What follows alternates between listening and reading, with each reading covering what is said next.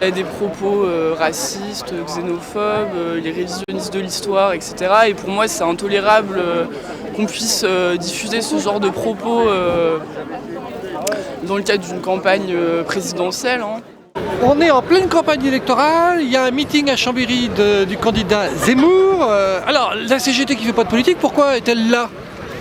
Non, comme on va le dire dans notre prise de parole, c'est naturellement que dès que la CGT a appris que la marionnette à Bolloré était là, on a appelé à mobiliser le monde du travail. Parce qu'on pourrait aller sur les enjeux historiques, la CGT et l'extrême droite, on s'aime pas et on en est fiers de ne pas aimer ces fascistes. Le premier meeting c'était à Villepinte et là il continue à faire du coup un peu tous les tours de toutes les villes de France. Et je pense qu'il ne faut pas arrêter de se rassembler pour montrer qu'on n'est pas d'accord et que c'est pas normal quoi.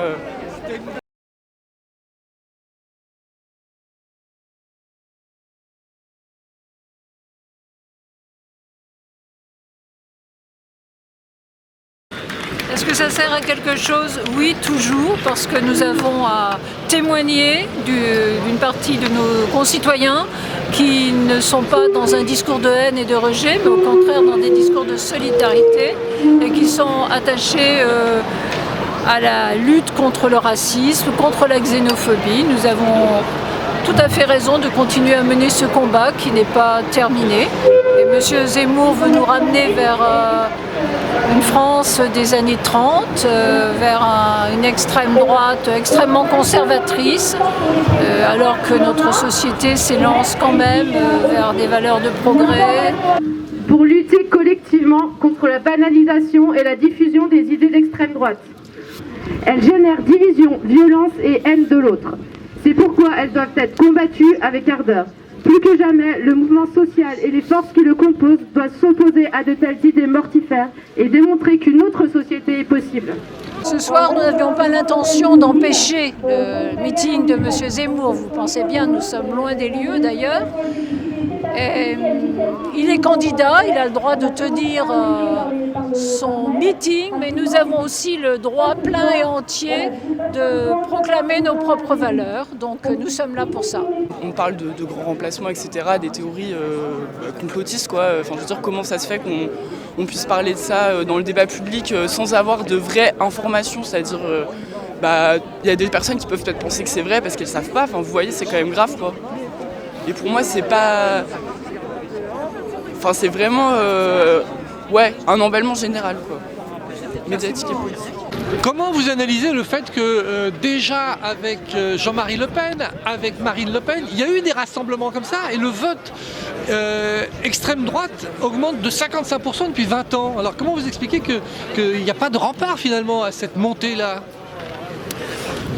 Ceux qui gouvernent, on va dire, ou qui sont aussi aux ordres des patrons, appauvrissent le monde du travail. Voilà. Et donc, comme ils ont moins en moins de satisfaction des revendications, ils se tournent peut-être vers un vote qui considère contestataire l'extrême droite. C'est peut-être une explication. La deuxième qu'on donne, c'est que qu'est-ce qui monte le plus? C'est l'abstention dans le monde du travail. Et quand vous dites ceux qui ont le pouvoir, le gouvernement, on a depuis 20 ans eu des gouvernements de gauche aussi qui, pour certaines décisions, on pense à la déchéance de nationalité, on fait comme on a dit, l'eupénisation des esprits. Est-ce que ça ne vient pas non plus de ce camp-là, ces idées qui se diffusent dans la société? Je pense que tous les gouvernants ont des responsabilités. Rappelons-nous que Mitterrand en 81 a fait monter Le Pen juste pour garder le pouvoir. Voilà, donc c'est pas nouveau qu'une certaine gauche, la démocratie sociale, se serve aussi dangereusement des idées, des paroles plutôt de l'extrême droite, parce que c'est pas des idées que ces gens-là n'ont. Oui, avec le gouvernement Valls, il y a quand même des choses graves qui sont passées à ce niveau-là. Après, je dirais pas que c'est de la faute non plus de la gauche, quoi. Pour moi, c'est plus un phénomène, mais même politique en général, parce qu'on voit que Macron, il a beaucoup surfé sur cette vague-là aussi. Enfin, moi, je dirais que là, pour moi, Hollande, ça commence un peu à remonter. Ok, il a participé aussi à un peu à décomplexer ce genre d'idées. Mais Macron, je veux dire, avec Darmanin, il a énormément surfé sur cette vague-là toute l'année dernière et c'était très choquant. C'est-à-dire que c'est l'escalade. Avoir envisagé la déchéance de nationalité dans un contexte extrêmement tragique pour notre pays était une faute politique, une faute morale. Depuis 3 ans et demi de lutte, la situation empire. Donc voilà, on sait qu'en temps de crise, les extrêmes prennent un peu le pouvoir. Et malheureusement, Zemmour représente tout ça. La haine envers tout le monde, que ce soit les femmes, les hommes, les enfants, tous les acquis, toutes les avancées.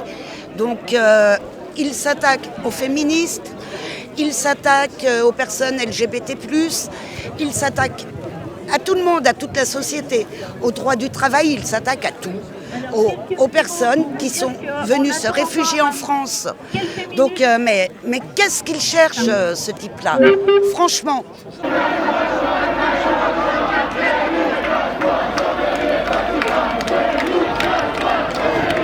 Et sans compter dans votre champ d'action, toutes les réformes. La réforme du travail, du chômage, des retraites, où la gauche a mis son poids dedans.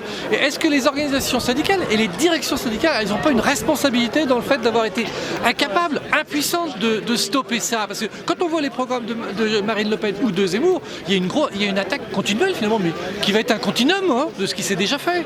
Comment vous expliquez ça? Bon, malheureusement, les organisations syndicales, oui, on n'a pas assez élevé le rapport de force.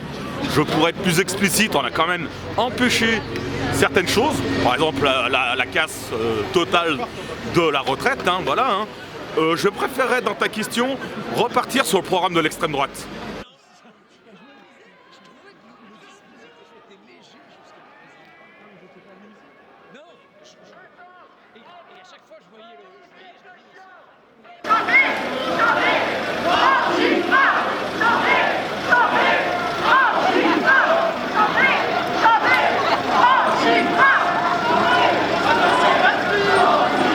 Je ne sais pas s'il y a un programme social dans le programme de M. Zemmour. C'est vrai que flirter avec les thèses d'extrême droite est un jeu toujours très dangereux. On gagnerait à ce que les discours des partis dits de gauche soient clairs et explicites sur un certain nombre de thèmes.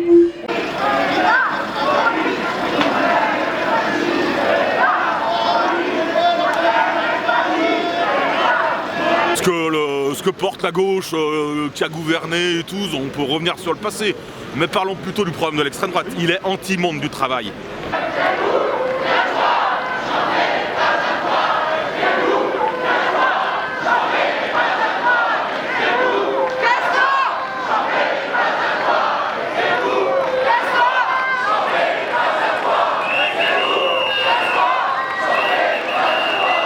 Ces idées-là, elles ne sont pas nouvelles? Non, elles sont pas nouvelles, mais je dirais qu'elles sont encore plus... ce qui est inquiétant, c'est qu'elles sont de plus en plus démocratisées et livrées à grande échelle. Mais ça, c'est aussi le phénomène CNews avec Bolloré, qui a racheté aussi énormément d'espace médiatique. Et je pense qu'il y a quand même... Ce qui est nouveau, c'est pas forcément l'idée, mais c'est la manière dont elle se diffuse et c'est inquiétant parce que je pense pas qu'il y a quelques années en arrière c'était quand même à ce point-là et je dirais qu'il est peut-être même encore pire, il va encore plus loin dans ses propos on va pas faire un concours avec Le Pen mais voilà. Il est anti-monde du travail. Ce que porte Zemmour, c'est par exemple la retraite au minimum à 65 ans, c'est la casse des services publics, c'est la casse de notre sécurité sociale, c'est la casse du salaire brut, voilà, c'est que de la prime. On pourrait en rajouter, son programme est très dangereux pour le monde du travail. C'est là-dessus que la CGT veut venir. Dire non en fait à Zemmour, à ce qu'il soit présent ici. On a vu que la commune, le maire quand même soutenait un peu du fait de dire qu'ils ne viennent pas, donc ça c'est une bonne chose aussi. Il ne pose aucune solution. Le mythe d'une France éternelle qu'il prétend défendre n'existe pas et n'a jamais existé. En guise d'argument, il provoque, insulte, méprise à longueur de discours. Il n'a ni la stature ni l'éthique d'un homme d'État.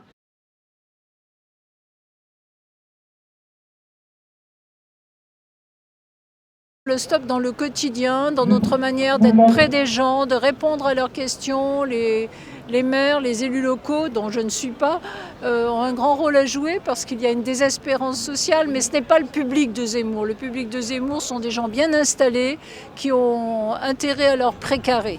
Ce n'est pas du tout le même public que d'autres extrêmes droites qui ont un public parfois plus populaire. Oui, ça se passe maintenant. C'est maintenant qu'il faut arrêter ça. On le sait, l'histoire nous l'a appris à de nombreuses reprises, malheureusement. Nous sommes dans une période effectivement où l'extrême droite s'exprime fortement dans ce pays. C'est une phase difficile, tendue, mais nous devons continuer à être présents. Je ne sais pas si nous avons les bonnes méthodes et les bonnes réponses, mais au quotidien, nous continuons d'être présents auprès des gens les plus en difficulté. Et c'est par ce témoignage et aussi en aidant, y compris des migrants, en les faisant rencontrer les autres membres de la société, qu'ils se créent des liens et que finalement, vous savez, souvent les gens ont peur de ce qu'ils ne connaissent pas, mais en rencontrant et en connaissant, il y a beaucoup de difficultés qui s'aplanissent.